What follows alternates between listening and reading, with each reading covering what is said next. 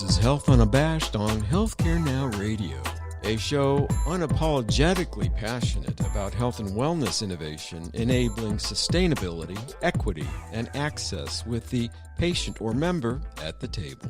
Hosted by digital health advocate, author, and global thought leader Gil Bashe, the show features thought-provoking people, ideas, and companies that are making a difference. I'm Gregg Masters, executive producer and co-host, and join Gil as we engage top industry talent sharing their insights and best practices to create sustainable change. On today's show, our guest is strategist, innovator, and thought leader John Nosta, president of NOSTALAB. John is a leading, globally recognized innovation theorist and keynote speaker.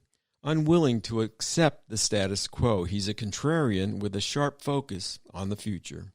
A leading voice in the convergence of technology and health, John helps define, dissect, and deliberate global trends in digital health. He is consistently ranked among the top names in almost every digital health list and has sustained that position for several years. And with that brief introduction, Gil, over to you. Gregg, thank you so much for the wonderful introduction. I cannot begin to express how much I appreciate your serving as co-host and executive producer for Health Unabashed. And I want to remind our listeners also to tune into your show with Fred Goldstein, Pop Health Week. Fantastic show. And also to remind people that aside from your work with Healthcare Now Radio, you're an in-the-trenches public health expert, working with communities.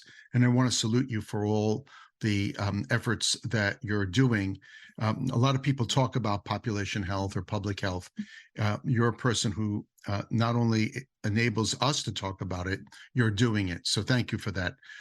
What a thrill to have John Nosta back on the program. I often talk about having people back, but John is the first one who I was seriously hoping would say, sure, count me in. If I were ever to be stranded on a desert island, you better stop right. You should stop right there. No, I'm going to finish the sentence. Okay. No probably John is the person who would help me keep my sanity and my brain intact. John is a truth speaker. He's an innovation theorist. He's a person who really pushes the envelope on our thoughts. Lately, he and I have been exchanging ideas on ChatGPT, AI, and I think that John is really one of the people who is not just pushing the envelope on ChatGPT. I think actually John is helping us define the boundaries of how we can deploy the technology in our own lives and in health specifically. A lot of people have a lot of concerns about this. They're talking about intellectual property. They're talking about robots, machines replacing human beings. I think that's all bunk, quite bluntly. I think that humanity will always be at the core of technology. John might disagree to that. John might say that technology is our better self. But yesterday we exchanged some thoughts about ChatGPT, and I'm hoping to kick John off on this, where John said maybe actually ChatGPT is our sort of cognitive partner. And I wanted to explore that with him, particularly in the area of health.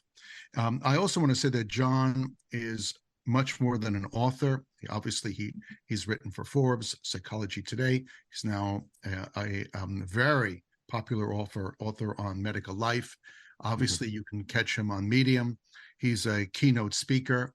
He travels all around the world on the behalf of health companies, hospital systems, universities, stepping onto the main stage. I highly recommend you consider John for those opportunities because he's an A+ speaker. John is an A+ speaker because he is a A++ thinker. John, welcome to the program. Oh, thank you, Gil. It's always a pleasure. I never know where we're going to go, with you and Gregg. The thing, I wouldn't say spirals out of control, but it spirals in such interesting new directions. And that's where we are. We are at the center of the maelstrom, if you will. We are at the center of something that probably, and this is what I find most interesting, we didn't see it coming. We all thought that COVID was the inflection point. We all thought that integrated care or some other dynamic, but who saw these large language models and the early days of GPT-1 emerged to where it is today. So I think it caught everybody a little off guard. And that's part of that, as we talk about the duality of wonder and fear. We are in the throes of wonder. And boy, oh boy, fear follows very, very closely. Yeah, yeah. Sometimes it precedes it in a strange way, right? AI has already been given the mantle, a dystopian mantle of bad, before it even arrives by Hollywood, which is where we get 99% of all our information anyway. Yeah. Sad tragedy there. I'm look, the reality is, I think that the system spends more time trying to figure out how to keep AI or ChatGPT out of the system, as opposed to figuring out how it integrates it effectively within the construct. And you were one of the first people, to the best of my knowledge, that was writing about ChatGPT at the earlier iterations and actually using it in a practical way. I just want to let people know, if you're following John on Medium or Twitter or LinkedIn and you're reading his content, he begins a lot of his longer form content with a ChatGPT summary of his original piece. In other words, he's integrating the technology with his original creative thought quite comfortably. John, I wanted to ask you, maybe it's probing a little bit in terms of who you are, but you're comfortable living side by side with technologies like that. Yeah. Most people are talking about good or bad, emphasis toward bad. You're talking about it is, how do I create harmony within my own life with it? What's your own philosophy around that? Because it's different from what I see. Well, certainly I'm an advocate for technology. And if you look at my posts on Medica or other places, I begin with what we in the science world, and you and Gregg know this, I include an abstract of my work, just like every scientific paper. But I thought that the abstract itself shouldn't be written by me, because I am full of biases.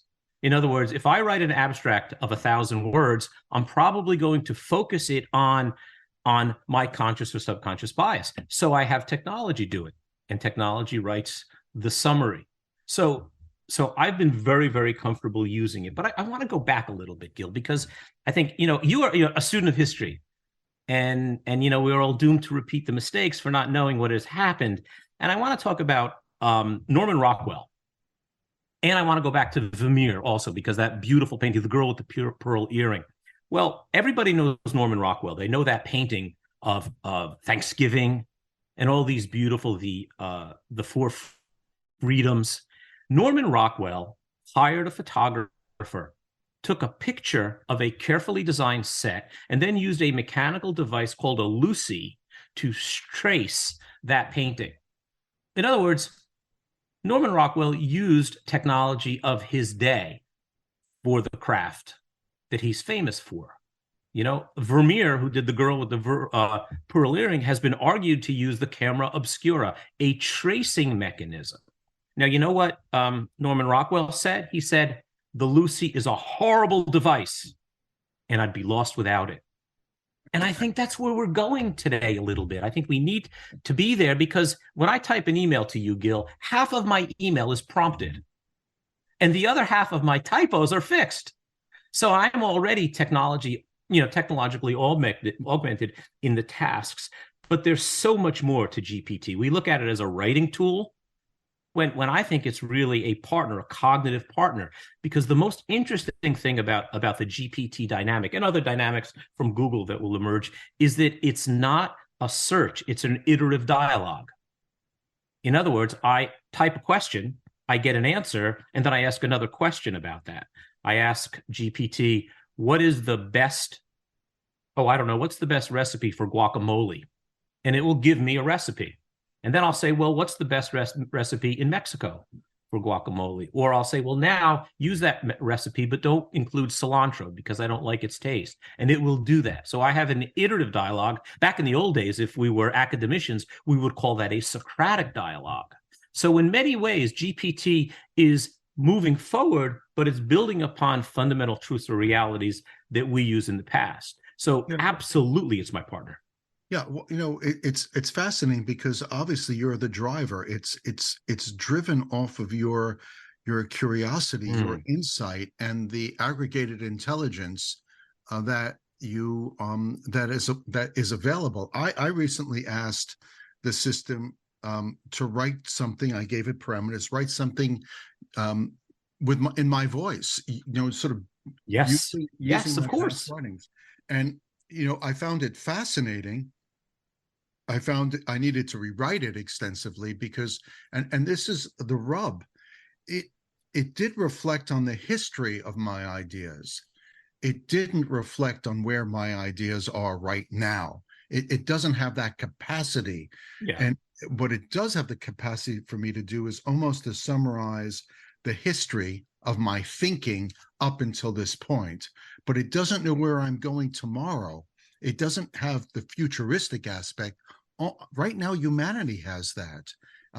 Will it get smarter and smarter? Well, absolutely. I wanted to bring this into our sphere a little bit, which is the sphere of health. And I really do believe that GPT will enable physicians actually to spend less time keying in information about patient visits and actually have that in the background and spend much more time actually being present with patients. And how do we make that shift from being threatened by the technology, from actually realizing, wait a minute, it's not dissimilar from my smartphone in a way. Here's what's going to happen. Technology I'll use. As soon as we make this shift, okay, and let's not even talk about the logistics of the shift itself, but as soon as we free up all that wonderful time for physicians to spend with their patients, they're going to hate it. Hate patients or hate GPT? The physicians, because they don't want to spend 15 minutes with my Aunt Rose talking about her cookies. as much as physicians say that, physicians are very task-oriented. They go into an exam room and they look for hot buttons. They hear blah, blah, blah, blah, blah, blah, blah, chest pain, blah, blah, blah, blah, sleepless nights, blah, blah, blah, etc. And they use these trigger words, and that's the human condition. So I think that GPT chat will have a much richer engagement because it will be able to look at that from a way that is very, very non-biased. Now, I know there's a bias intrinsic to GPT now, but let's set that aside. That will be fixed. But, just as I have GPT write my abstract, I think that it will be able to abstract a physical exam or patient history in a way that has a sense of clinical purity. So I always wonder when people say it'll give the doctor let the doctor have more time with the patient. I'm not exactly sure that she wants that. Yeah, I don't know. I think they want better outcomes. I'm not as shall I say, skeptical of the physician's intent. But here's something that I think we can both agree on. Zebra-like patients who have a multitude of symptoms, where in our fragmented health ecosystem, the gastroenterologist sees the GI problem, and the neurologist sees the neurology problem, and the cardiologist sees, the heart problem. Nobody pieces together the elements of the total patient. And I'm wondering if the objective mind and voice of GPT will become the pathway for helping us accelerate diagnoses for people who have these unusual conditions, rare diseases, and that this is really now a souped up search engine that has some element of I'll call human capacity to think and analyze data. And if you're just tuning in, you're listening to Health Unabashed on Healthcare Now Radio. Our guest is strategist, innovator, and thought leader John Nosta, president of NOSTALAB. John is a leading and well-known innovation theorist and keynote speaker. I think that GPT is the only modality that has the cognitive acumen of all specialties combined.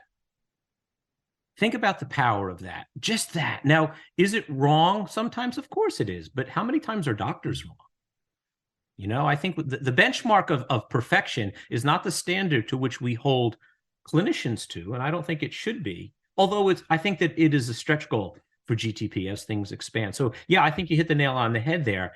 It is a multi-specialty discipline that allows, for the first time, a comprehensive, integrated, total look at the patient. How long have we been crying for that, Gregg? I'm sure we talked about that 100 times. Remember integrated medicine back in the day?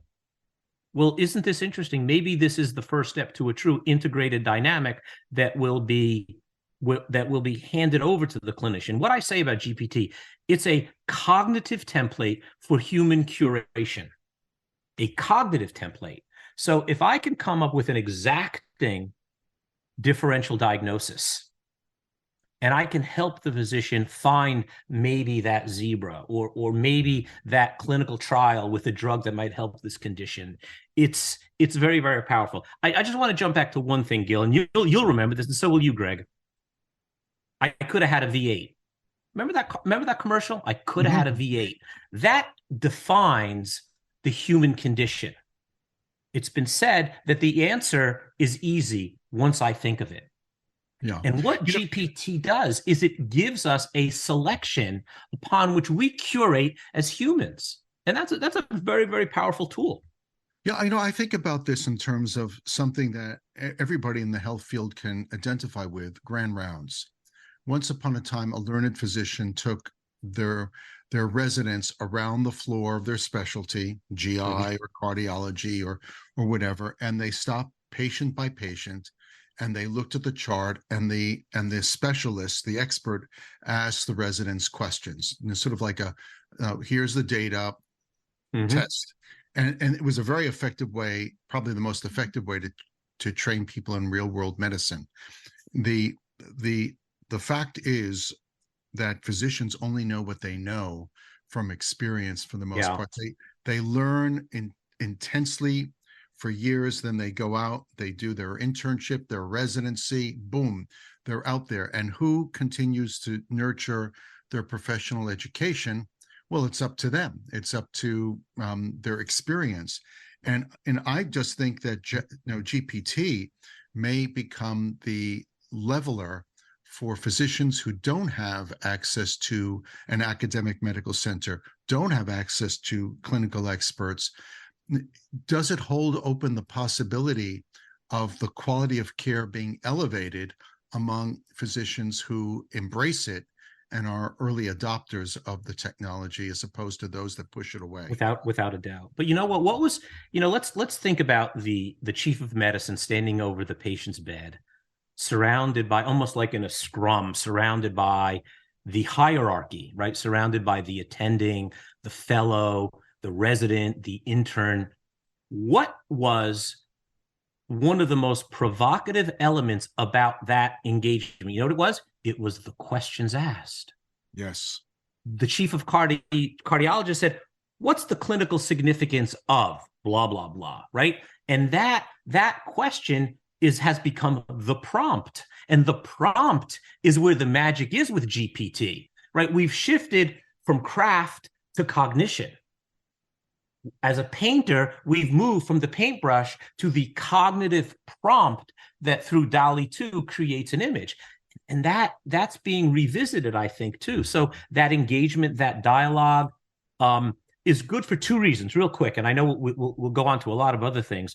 But one is it's the engagement in a Socratic dialogue to learn, right? Tell me this, tell me that. What about this? What about that? But it also fosters the inner dialogue or the inner monologue that I have with myself that is a fundamental trait of cognition itself. So I think that GPT allows me to share time with my thoughts in a way that is private and personal. That is very interesting. You've just uncovered something that I hope people sort of tune into. I think that the person who will really rise to the fore in this era is the curious. The person who's curious, the person who is able to ask questions, the person who's not necessarily in the know and is comfortable not being in the know, the person who is has great pattern recognition skills. Because I think these people who are linear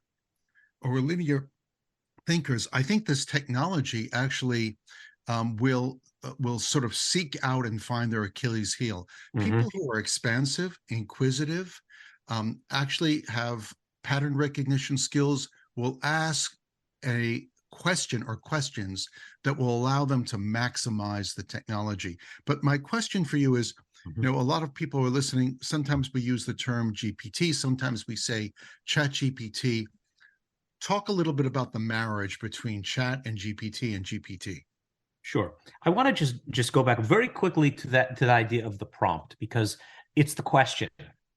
It's the nature of both curation and curiousness. And this is nothing new. Voltaire, the philosopher, said, judge the man by his questions, not by his answers. And there you have that just unfold in a way that is just so rich and important. So yes, I think that what we put in, and go back to a more contemporary expression, garbage in, garbage out. So that's so important. Now, with respect to GPT comes out of OpenAI. OpenAI is a company that started as a not-for-profit, founded in part by Elon Musk and a few of the Silicon Valley dignitaries. They built a model, GPT-1, GPT-2, GPT-3. GPT-3 and GPT-4, which is available now, is an analytics engine that ChatGPT sits on.